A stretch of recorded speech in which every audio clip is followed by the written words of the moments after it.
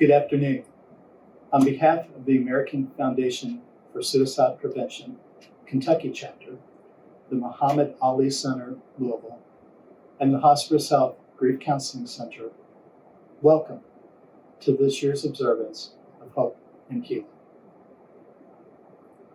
Grief takes community, and those who have experienced a traumatic loss, death by homicide, suicide, overdose, line of duty, and accident, have gathered each spring for the past 10 years, and they know this well. Grief takes community. When grieving loss, we need to be seen and our grief recognized, especially when a loss can feel unspeakable and misunderstood. We need to tell our stories and have them witnessed, and our grief affirmed. We need to know that we are not alone, and that others recognize our pain. And we need to borrow hope from them until we can discover our own. We benefit from engaging in small, intentional acts, little rituals that are meaningful to us, that transform our grief into a healing energy. We gradually learn that grief is an invitation of ongoing connection to those who have died, getting to know them in a new way. And we are invited to create meaning and purpose from our loss, taking from what we have learned through our experience and passing that wisdom along to others.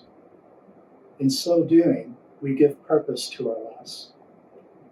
Hope and healing, in small ways, is an opportunity to do this very important work of healing. Today, we begin with a ceremony of remembrance. Know you join in solidarity with others who share a similar loss. You will hear from others who share their wisdom. May that wisdom and their courage help us to find our own. Following the service, we invite you to watch and participate in a brief video creating an ofrenda, one small ritual that creates a home for your grief, acknowledging your loss, creating a point of connection to your person who died, celebrating them with gratitude, and inviting a continued relationship with them in heart and mind. Thank you for joining us today.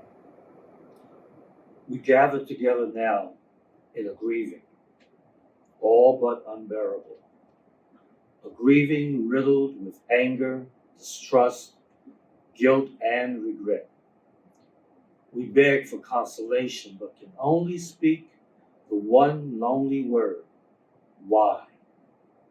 We seek to fathom the unfathomable, to offer comfort to others out of our own deep woundedness, to release our bitterness in ways that will not continue the violence, to recognize and embrace kindness in the midst of cruelty, to find hope in the midst of overwhelming doubt, and somehow, in the dark and bloody midst of this death, which consumes us all, we seek life. We believe in love, but need help finding our way. To believe in hope, and so we gather, many parts becoming one.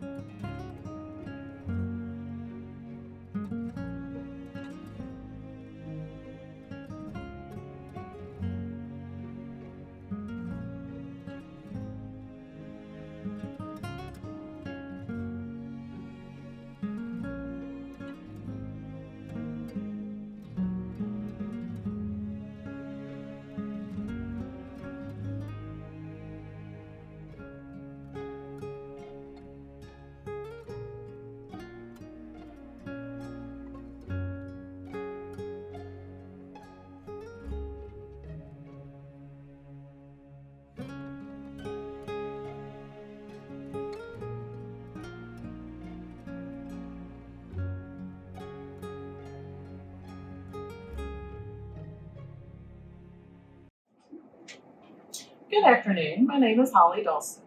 I lost my daughter, Madison, by suicide in 2015.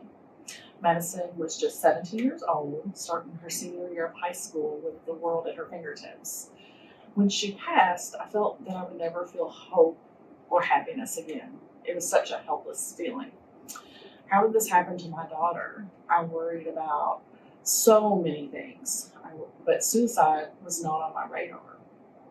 I felt like I was walking in circles in my house until I picked up my computer and started Googling. That's when I found the American Foundation for Suicide Prevention, an organization dedicated to suicide prevention.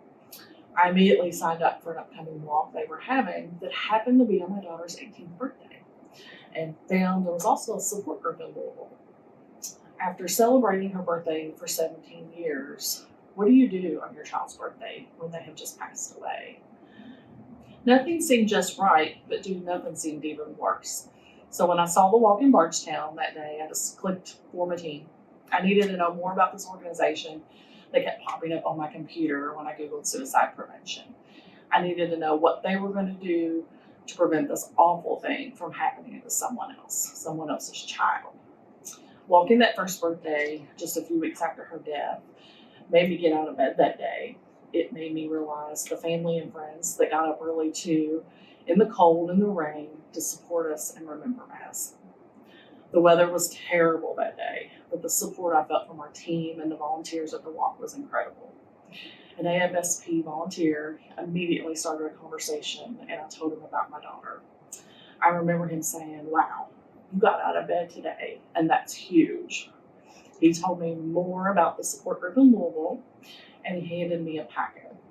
In that packet was a lot of resources, but there was a book, and it was just what I was looking for. That book was the start of my passion for reading anything and everything about mental health and suicide. I needed to understand it to deal with my grief.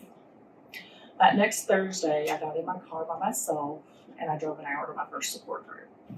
I had no idea what I was looking for or what I would find. What I found was a place I could say anything I needed to say and not be judged because someone in that room knew exactly what I was going through. I had hope that someday I would be in a better place with my grief.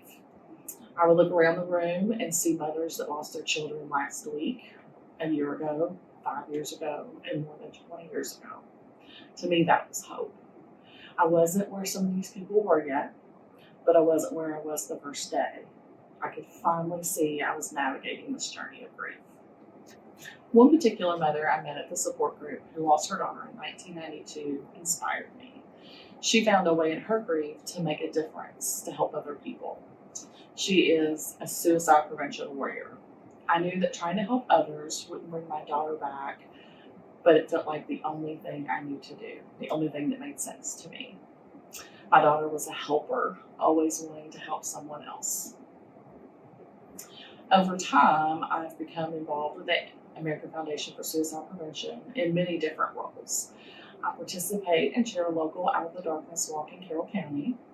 I serve on the board of directors for the Kentucky chapter, table suicide prevention events, and I reach out to other survivors of suicide loss. For me, volunteering has been so important in my grief journey. One very important thing I've learned is that grief is a very individual journey. What works for one doesn't necessarily work for the person standing next to you. Over the past 5.5 years, I have found sometimes and stumbled upon sometimes some of the most helpful things for me. I stumbled upon a furniture painting class that has now become a therapy for me. There is something so relaxing about the brush strokes and restoring something old into something beautiful. I felt like there were so many things I couldn't control, but repurposing an old abandoned piece of furniture was something I could. I can make it whole again. The first class I took, the lump feeling that I had felt in my throat and I couldn't shake, it went away. I remember telling my husband that night when I got home, how different I felt and how encouraged I was that I could feel better. That lump was gone. Over the years, I've let myself be open to try new self-care, things from essential oils to guided meditation to mental health therapy, to even walking barefoot in the grass. When I look back on the past 5.5 years, I see that I'm making it. There was a time I couldn't see what the future would look like, but I now can. I can't tell you a day that it happened, but over time, I can see it. It hasn't always been pretty, but grief isn't supposed to be. Early on, I said I would never change her room, and I truly believe that. I would be so angry at family for suggesting I box her things up. But 6 months ago, my husband and I sold our longtime home, and I was tasked with taking apart her room. Though it wasn't easy, and I worked with my therapist for weeks to be able to complete the task, I was able to do it. To do something I honestly felt that I would never be able to do or want to do. It really made me realize how far I came in my journey of child loss. I miss my daughter terribly and the life that she should be living, but I'm so thankful for the 17 years I was blessed with her. There's an old Ronnie Millsap song that I always loved as a kid, but now it has such a new meaning to me. It's I wouldn't have missed it for the world. So now I try to focus on the good memories and how lucky I was to be her mother, because I wouldn't trade one memory. Why? Why us? Why our son? Why now? That is the question that lies on the hearts of many families across the city, the state, and the country. Unfortunately, the last 2 decades have been a war zone for many Americans. Destroyed communities have bred torn personalities and produced broken-hearted people. It's a fact that hurt people hurt people. It's all cyclical behavior that cannot be overlooked any longer. It's spreading like a virus, affecting everyone in close contact. No one has immunity. 6 years ago, on a beautiful February day, my family experienced firsthand what the definition of homicide meant, not from Webster's dictionary, but our very own personal synopsis. Our loved one was taken from us, period. Anthony Jerome Smith Jr., our son, AJ, their brother, uncle, cousin, friend, the smart, loving, funny perfectionist, the lyrically talented, diehard Louisville Cardinal fan, Mr. Cool Guy, gone. How could this be? My husband and I followed all the general guidelines, did everything that society's manuscripts told us to do. And we offered our children love, stability, structure, standards, goals, and guide. They were taught early the 5 P's of life, that proper planning prevents poor performance. In any order, for the most part, we checked off every box, and still our son ended up in a casket. My mission today is not to point fingers or blame any one person, because it won't change the facts. I understand there's a why that leads to an outcome that is connected to a need for change in order to provide protection from this pandemic. It's been stated, for every action, there is a reaction. Well, call me a mourning mother activist. I desire action to follow up on my why. I just can't sit around another 20 years in tears wearing RIP t-shirts, masking my pain. I'm protesting for change. If my memory serves me correctly, 1996, the very year AJ was born, our homicide list looked identical to the murder rates of 2015, the year AJ lost his life to meaningless gunfire. My family believes the loss of AJ was not in vain. Our son entertains the heart of so many. He loved people, music, literature, history, and was a loyal soul. So for me, it's not why we lost him that has me here today. It's because we lost him. I'm here present physically and mentally. Anthony Jerome Smith Jr. was here in and out of 18 short years, learning, loving, lending himself to this life. AJ made loving him easy. This is another devoted reason why his acts of humanity must live on. In his honor, my family and I decided to go through grief counseling. provided by this organization. Through healing on this journey, I've become a published author, a certified grief coach. As a couple and a family, we have also founded other grief support groups and social service organizations that have served many grieving families in the Louisville community for the past 6 years. To list a few: Mourning Mothers, When Mourners Meet They Men, Leaves of Love for Mourning Mothers. Studies show that suffering alone hurts more than just you, so please seek help. I believe if everyone shows up with their broken pieces, willing to do their own work, dispelling bitterness, and truly wanting to be better, this is a great meeting place. Hosparus has healing glue, guidance, love, understanding, and experience that helps you to repair your life, allowing you to turn your pain into purpose. Hosparus provides families like ours life tools and resources that offer shareable care packages to pay it forward along your journey towards healing. This city, state, and the world needs more healthy ambassadors for change.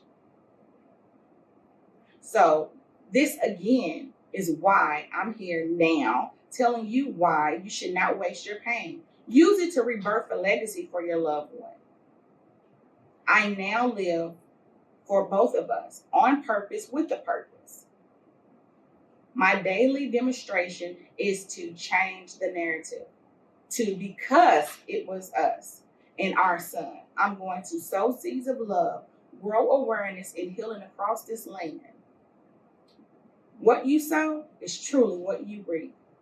My goal is to harvest healing and share it with everyone I meet. Hello, my name is Elgina Smith. I'm humbled to meet you in this season. Thank you for attending. My name is Rihanna Nicole, and I will be performing a piece called 14. I remember when I turned 14, so many memories molded me into the meticulous person I've grown to be. My first kiss, when I scored the game-winning shot with 10 seconds left on the clock, or the one time my brother and I snuck into an abandoned grocery store and with octopus arms grabbed countless bottles of blueberry Fagos to last a whole year. Or the first time in the last fist fight I ever had with a girl named Erica. And how could I forget, most importantly, when I lost you? They say when we lose someone we love, we must learn not to live without them, but to live with the love they left behind. Well, you left a little girl with a broken heart. But how do you live when you fought against fairness and loss? How do you live when there are mountains of memories that didn't even get created? So we tell ourselves that our loved ones are in a better place, but what could have been better than right here with us? I'm not a gambling woman, but I felt as if I'd been dealt a bad hand. So God, please reshuffle the deck of cards and tell me this is a crazy, sick game of poker, of blackjack, of roulette, and I'll bet it all away just to get you back. So how does a girl learn to live without her father? Some days I sit in silence and I think of how you'd have walked me down the aisle when I got married, or just how amazing of a grandfather you would have been, or how much you would have celebrated after my game-winning shot, or watch you scare away any boy that wanted to kiss me, or how much you would have laughed at my brother and I drinking our body weight in blueberry Fagos. Although I am not 14 years old anymore, I have learned that time caresses all wounds and death, unfortunately, is one of them. You may no longer be here, but you surely are not forgotten. Thank you. My name is Jamie Farden. Jason Oaks, my son, passed away on September the 7th, 2014, from an enlarged heart that very well could have been caused from his drug usage. My first few weeks, I was numb. Getting up was a struggle. I felt that I was suffering all alone.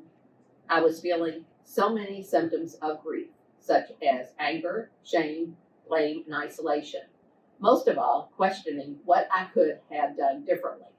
I think I felt that I was strong enough to work through this on my own, and attempting to get over the embarrassment of what people would think about what happened to my son.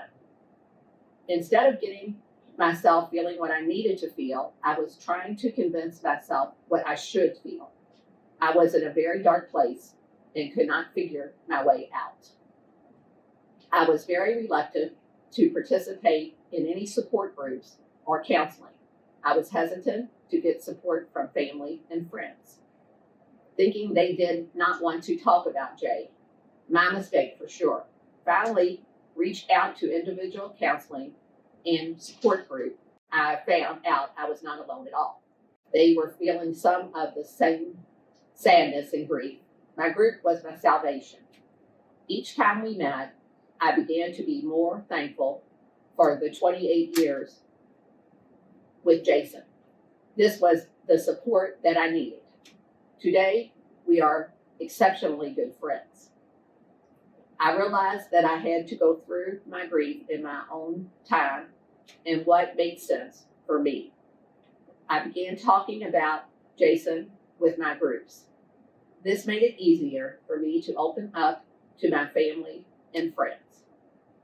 In order for me to start healing, I needed to have an understanding of my grief, and it was okay to question it. I needed to be patient, kind, and understanding with myself, almost like you would be there for someone else. Instead of over-analyzing feelings, I found myself trying to accept them and ask for help if needed. I let myself find something each day to be thankful for, and this became a regular exercise to start the healing success or process. Not an easy task, but sure helped in my healing journey. Jason's first birthday after he passed, I decided to honor him by asking friends and family to stop and think about a special moment that they shared with him. The response was incredible. We always have ice cream cake, Jason's favorite, to celebrate his day. When I get sad for Jason, I always think of something fun we did together, and now it takes that horrible pain away, or at least softens it.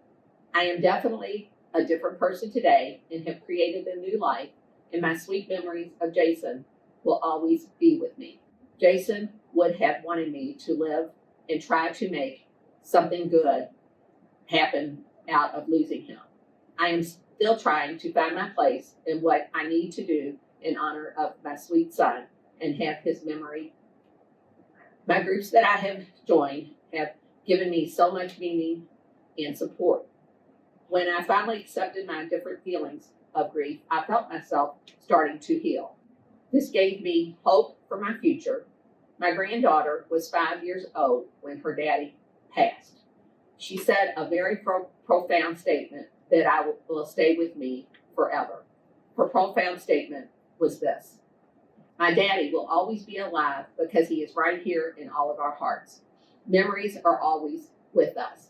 That is what keeps my sweet Jay alive today. Hope and healing happens gradually. Just let it take its time and do not try to force it. Cherish the sweet memories and do not hesitate to share with others. Hi, I'm Cantor Sharon Hordes of Knesset Israel Congregation. I'm going to play a song in Hebrew that means peace will come soon, and it includes the words for peace in Hebrew and also in Arabic. Od yavo shalom aleinu, Od yavo shalom aleinu, Od yavo shalom aleinu, ve'al kulam. Od yavo shalom aleinu, Od yavo shalom aleinu, Od yavo shalom aleinu, ve'al kulam. Salam aleinu ve'al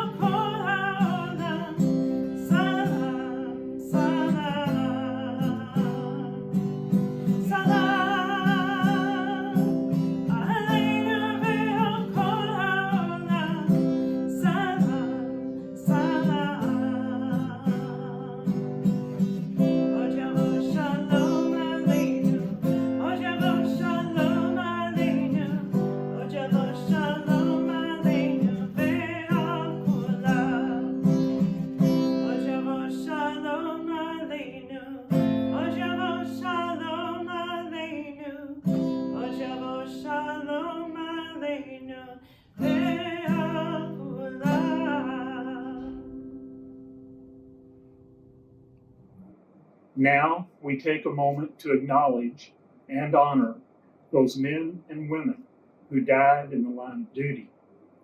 Our sons and daughters, husbands and wives, fathers, brothers, sisters, mothers, and friends who have sacrificed their life to protect our community, our country, and help maintain our safety.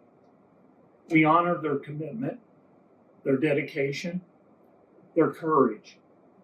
We cherish their spirit of service to something bigger than themselves. And we know that that which is given in service continues to ripple on through time, creating goodness in ways we will never fully see. And because honoring that kind of gift is too humbling for words, we can only say in sincere gratitude, thank you. We are grateful that you have made space within your heart to acknowledge and honor your grief today. Doing so is never easy, as it invites the deep pain to surface.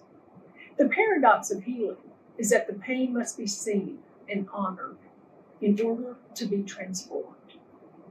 You are very courageous. So may you go from this space celebrating your courage. May you go from this space with a sense of hope that you are strengthened enough for your journey ahead. May you go from this space today with a sense of peace.